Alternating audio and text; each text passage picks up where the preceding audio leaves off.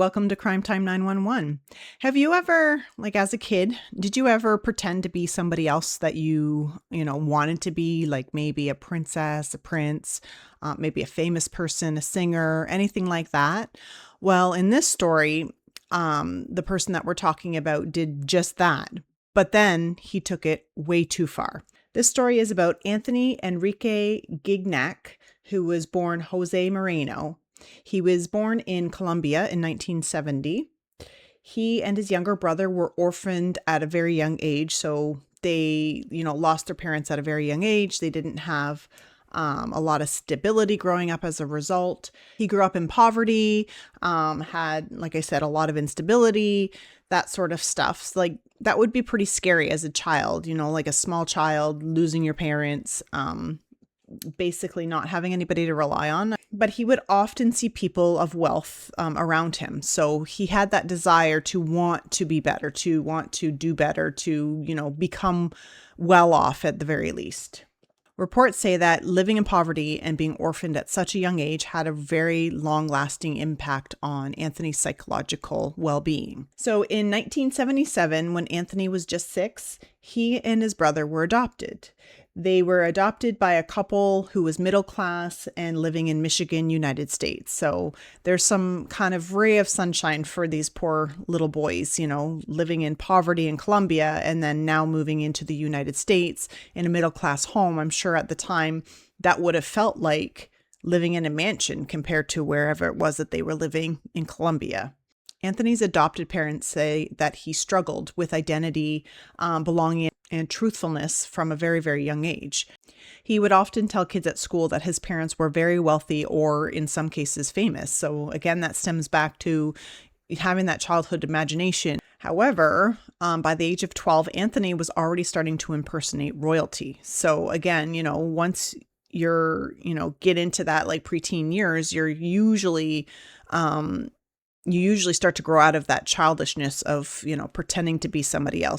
So by the time you are a preteen, you generally don't really pretend to be other people the same as you would as a young child. So it's kind of shocking that Anthony is still pretending to be somebody that he's not at the age of 12, especially royalty. I feel like pretending to be royalty, especially as you get older and people are able to sort of understand a little bit more about what royalty really is, I would definitely not choose that. I feel like that's even a more risky thing. At least, you can pretend that your parents are rich. And as long as you don't invite anybody over to your house, nobody would really know the difference. But royalty, on the other hand, I'm sure he went to some sort of public school. So why would a royal, a prince be in a public school? So again, I guess at that age, maybe the other kids aren't really thinking that far ahead, but I feel like that's a risky thing to sort of play off of.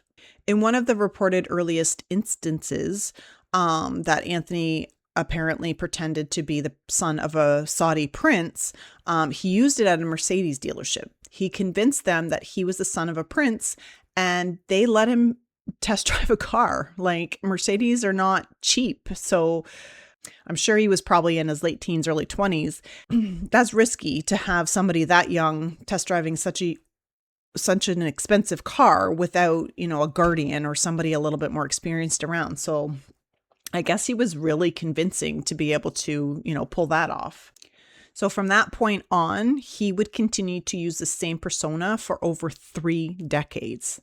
That's a long time to pretend you're a prince, basically. But I guess, as you progress into it and you kind of get to know things more and technology is evolving too, I guess it kind of makes it a little bit easier for you to become an expert in your own fraudulent ways.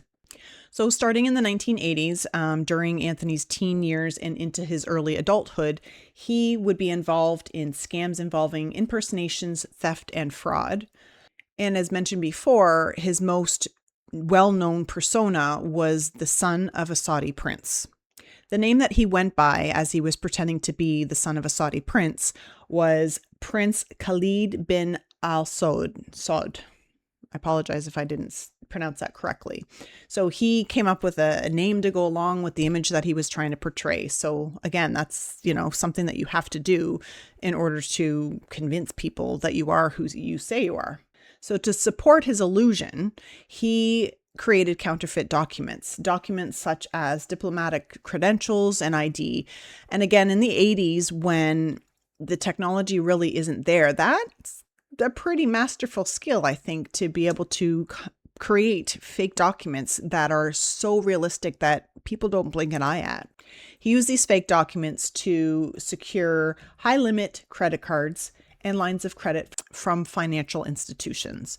So again, these credentials have to be so perfect that people that are supposed to be able to spot an invalid identity or document in financial institutions, for example, can't detect that. So he was so good at faking these documents that he was getting all kinds of loans, all kinds of credit cards thrown at him, all kinds of money that he's able to basically spend freely in his own mind. So to support his image of being a wealthy international figure, he wore designer clothing, used luxury vehicles, and even stayed in high-end hotels. So from other other episodes that I've done where people are pretending to be these rich and famous people, they swing it. They're able to get into those hotels and probably using the lines of credit and the credit cards that he's got to pay these things and to pay for all of these luxurious things to keep up with the persona that, I'm this wealthy heir to, a prince of Saudi kind of thing. He even hired people to pretend to be his assistants and his bodyguards. I'd really like to know, how do you convince somebody? I mean, I guess if you pay somebody enough, they're going to pretend to be anybody that you want, right? So he must have been paying them a pretty good sum of money and had a lot of trust in them to hire them to pretend to be his assistant and pretend to be his bodyguard. That's a whole new level of, faking it till you make it kind of thing, right? So especially because if you end up having a fallout with any of these people, they could out you, no problem. They know your secrets. They know who you are. So I think it's crazy that he went that far. But I mean, again, you're a royal person, so to speak, or supposedly, you have to have at least the bodyguards, right? Because a prince of anywhere isn't just going to go walking around by themselves without anybody to, protect them. So having all of the designer clothes, the, expensive vehicles, staying in hotels, the assistants, the bodyguards, this is how he convinced his, victims that he was who he says he was, so that they would go ahead and, invest in him, give him money, whatever it is that he was trying to ask for at that time. So again, over several decades, Anthony was able to defraud numerous people and businesses. Most of his schemes involved telling his victims that he had access to substantial financial resources tied to the Saudi royal wealth. So I guess that's how you're able to, get somebody to basically hand over some money to you, is that, I have all these resources to this royal wealthy family. If you lend me 50 grand, 100 grand, whatever, I'll be able to pay you back. Or, I have collateral that will secure those funds for you, or whatever the case may be.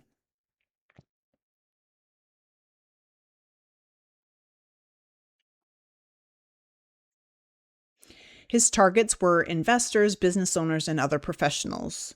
He would present them with opportunities involving large-scale international ventures, such as deals related to oil, real estate, or high-value industries. So again, I guess, you would come up with a business proposal saying, if you invest this amount of money into this oil field or real estate, you could make your money back, when we resell this real estate, or, hit a gold mine in the oil field, or whatever the case may be.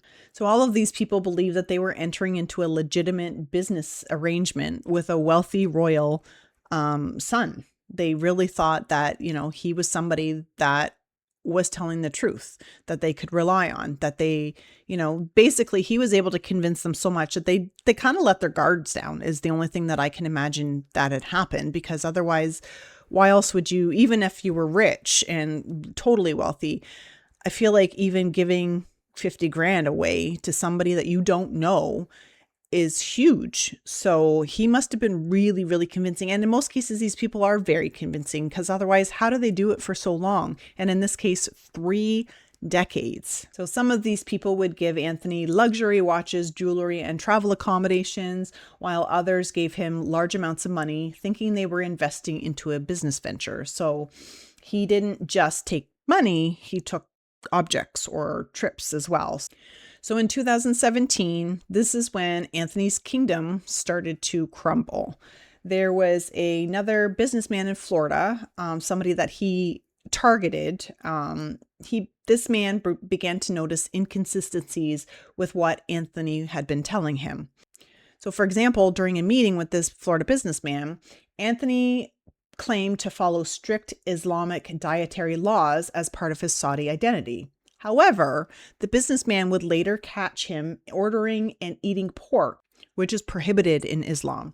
So again, like, if you're going to be, putting up this persona of somebody and being that specific in what you're doing, wouldn't you be a little bit more careful when you're in public to make sure that you're following the dietary rules that you're telling people that you follow?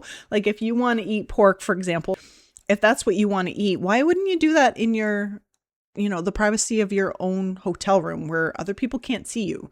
So I guess he just got to the point after so long of being able to carry on this persona that he himself was letting his guard down, and I guess not realizing that somebody around him might recognize who he is and wait a minute, what he's eating. And he's, in most cases, I'm assuming, and I could be totally wrong, but I'm assuming that a lot of Americans or Canadians or anybody outside of Islam may not be overly familiar with their dietary restrictions. So maybe that's what he thought too. Maybe he thought, I'm in America, nobody around me is going to know that I can't eat this. But this one businessman just so happened to know exactly what the Islamic laws were when it came to their dietary restrictions. So good on him for noticing that, for sure.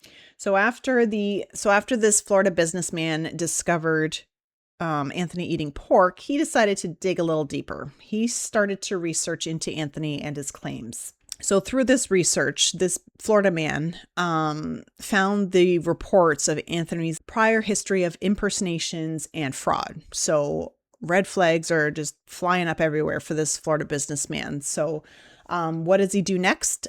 He contacts the authorities, and then the FBI began to investigate. So again, good on him. Sucks that it took 3 decades for somebody to finally catch on, and that so many people were, conned out of all kinds of, jewelry, trips, money, whatever. But also good that somebody finally said, wait a minute, something doesn't feel right here. So during the FBI's investigation, they gathered all sorts of evidence of Anthony's crimes, including financial records, communications with victims, and documentation related to his false identity. The investigation confirmed that Anthony had been deceiving individuals and institutions for an extended period of time. Anthony was then arrested in 2017. The total financial losses exceeded $8 million US. So that's huge. His victims included at least 26 investors from various countries. So I guess, having multiple victims from various countries, that might have been how he was able to carry this on for so long, because he's not sticking to one specific country to raise too much suspicion. He's sort of scattering it all around. So that makes more sense on how he was able to proceed with, this persona for 3 decades, basically. Anthony was charged with multiple federal offenses, including wire fraud, impersonating a foreign diplomat, and aggravated identity theft. In 2019, Anthony pled guilty to these charges. During the court proceedings, the prosecutors presented evidence that showed the scale and duration of Anthony's fraudulent activities. They also presented the financial harm that he caused his victims, which that's a very important part, because these poor people were unwittingly trusting somebody that was taking, but at the end of the day, not giving anything as promised. The court would also take into consideration Anthony's extensive criminal history. So that's another good thing, that, they're not just taking into consideration anything that happened recently at that time, but they're taking in the whole picture of when he started at the Mercedes dealership all the way up until he was caught in 2017. In 2019, Anthony was sentenced to 18 years in federal prison. So 18 years in federal prison, I feel like still isn't enough. Like, it's a long time, I guess, for just, fraud, but I don't know. I feel like if he's still well enough or able to, when he gets out, he's just probably going to start over again maybe not as a Saudi prince, but maybe as something else. But who knows? Hopefully, 18 years in prison, smartens him up, teaches him a lesson. I guess time will only tell. So in addition to the 18 years in federal prison, Anthony was also ordered to pay approximately $8 million in restitution to his victims. So that's the story of Anthony, the fake Saudi prince. What do you think about this case? What do you think the victims could have been thinking at the time? What do you think Anthony could have been thinking at the time? Leave all your thoughts in the comments below. And don't forget to hit that subscribe button so you don't miss an episode. Thank you for watching Crime Time 911. Stay safe, stay curious, and remember to always trust your gut.